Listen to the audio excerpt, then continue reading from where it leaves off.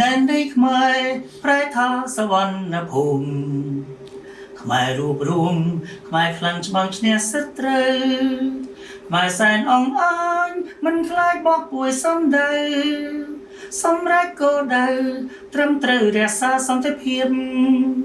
កងទ័ពជួមមកសូស្លាប់មិនស្ដាយសង្ខារជួតជាតិខេមរៈគ្មានប្រាថ្នាចង់បានអ្វីជំរាបសួរពុកម៉ែបងប្អូនពិសេសមិត្តយុវវ័យទាំងអស់គ្នាដែលកំពុងតែរីករាយទស្សនាជាមួយនឹងកម្រងវីដេអូឯកសាររបស់ខ្ញុំបាទដែលនិយាយអំពីដំណើរការផលិតនៃបទចម្រៀងកងទ័ពតបផងដែរនិយាយរួមទៅបងប្អូនបទចម្រៀងកងទ័ពនេះវាគឺជា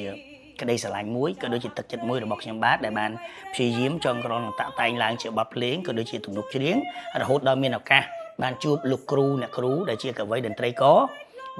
បានចូលរួមផលិតនៅបទចម្រៀងមួយនេះគឺខ្ញុំបាទរំភើបហើយសប្បាយចិត្តមែនទែនបងប្អូននិយាយទៅដំណើរដើមតងបទនេះដំបូងហ្នឹងគឺការពីទើបតែផ្ទុះសង្គ្រាមថ្ងៃ24រហូតដល់ថ្ងៃ25ខ្ញុំក៏មានអបហេតុមួយគឺគ្រោះថ្នាក់ចរាចរណ៍ហើយខ្ញុំលបួសជើងហើយខ្ញុំទៅណាអត់កើតទេអញ្ចឹងពេលដែលខ្ញុំលបួសជើងហ្នឹងខ្ញុំឈឺទាំងជើងផងខ្ញុំគេងក៏អត់លក់ហើយខ្ញុំឃើញបញ្ហាជាច្រើនដែលខ្ញុំពិបាកចិត្តហើយខ្ញុំគិតខ្ញុំចង់ចុះទៅជួយចែកអំណោយជាមួយបងប្អូនដែលគាត់បានខលហើយដែរតែខ្ញុំដើរអត់កើតបងប្អូនអញ្ចឹងក៏នៅតែផ្ទះបាទមើលតែរបួសហ្នឹងទៅអញ្ចឹងក៏អារម្មណ៍ពុះកជ្រូលមួយក្នុងនាមយើងជាអ្នកស្រឡាញ់ការតែងនិពន្ធក៏បានតាក់តែងបទភ្លេង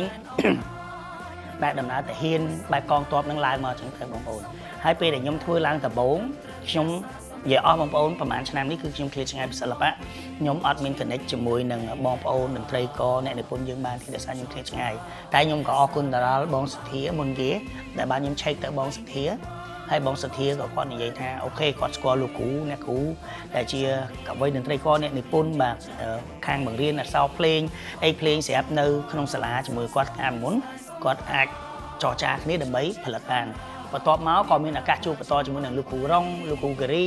ដែលគាត់បានជួបជាមួយនឹងខ្ញុំបាទនិយាយគ្នាពិភាក្សាគ្នាអំពីការសរសេរអក្សរភ្លេងក៏ដូចជាការចងក្រងនៅដំណើរបទភ្លេងដើម្បីយើងប្រគំចេញជាដំណើរទាហានដំណើរកងទ័ពដែលប្រើនៅឧបករណ៍ជាច្រើនដែលឧបករណ៍ទាំងអស់ហ្នឹងនិយាយត្រង់បងប្អូនខ្ញុំតែជំនាញ20ឆ្នាំហើយចូលនេះឆ្នាំ21ខ្ញុំមិនដែលប្រើឧបករណ៍រៀលសុទ្ធចឹងទេទើបតែមានឱកាសបានលោកគ្រូគិរីលោកគ្រូរងបានចូលរួមផលិតសម្រួលតន្ត្រីជាមួយខ្ញុំបាទក៏បានចេញនៅបទនេះហើយខ្ញុំអរគុណលោកគ្រូមែនទែនហើយជាបន្តបន្ទាប់យើងក៏មានឱកាសជួបជាមួយនឹងអ្នកគ្រូពិសីដែលខាង view long បងប្អូនខាងឧបករណ៍នីមួយខ្ញុំអត់ស្គាល់ឈ្មោះឧបករណ៍អស់ទេបងប្អូនតែខ្ញុំដាក់នៅក្នុងវីដេអូជូនបងប្អូនមើលថាឈ្មោះរបស់អ្នកណាអ្នកណីដែលបានចូលរួមអញ្ចឹងណាបងប្អូនដែលសារតែខ្ញុំឆ្លងការងារតែនិពន្ធគោលដៅរបស់ខ្ញុំគឺខ្ញុំចង់ឲ្យបងប្អូនមហាជនបានឃើញនិងបានស្គាល់អំពីឈ្មោះរបស់ម្ចាស់ស្នាដៃឈ្មោះរបស់អ្នកនិពន្ធអ្នកសម្រួលតន្ត្រីក៏ដូចជាកវីតន្ត្រីករដែលបានចូលរួមផលិតនៅក្នុងបទចម្រៀងនឹងផងដែរហើយសម្រាប់ខ្ញុំលើពីរំភើបទៀតហ្នឹងគឺបទហ្នឹងការពិតដំបូងខ្ញុំគិតថាខ្ញុំនឹងចូលរួមមានគ្នាច្រៀងឲ្យច្រើន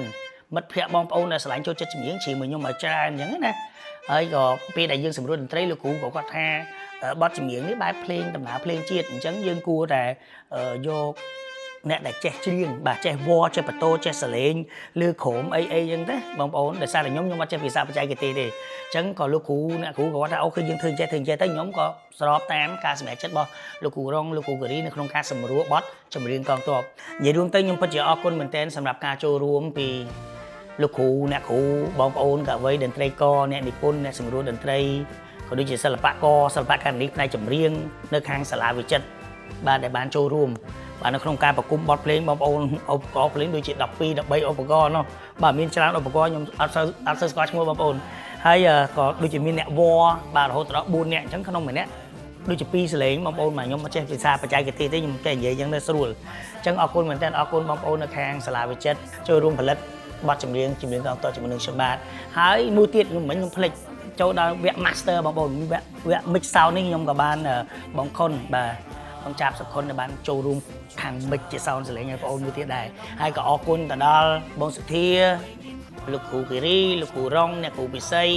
ដូចជាលោកគ្រូអ្នកគ្រូបងប្អូននៅខាងវិចិត្រដែលជាតន្ត្រីករបានចូលរួមផលិតបទនេះអរគុណមែនទែនក៏ដូចជាអ្នកចម្រៀងលោកគ្រូអ្នកគ្រូដែលបានចូលរួមច្រៀងហើយពិសេសអរគុណទៅដល់អ្នកដែលបានចូលរួមជាកញ្ចប់ថវិកានៅក្នុងការផលិតបទនេះឲ្យចេញជារូបរាងដូចជាអរគុណទៅដល់លីលីអរគុណទៅដល់សេឌីអរគុណទៅដល់បងយុគពិរមអរគុណទៅដល់បងវណ្ណៈអរគុណទៅដល់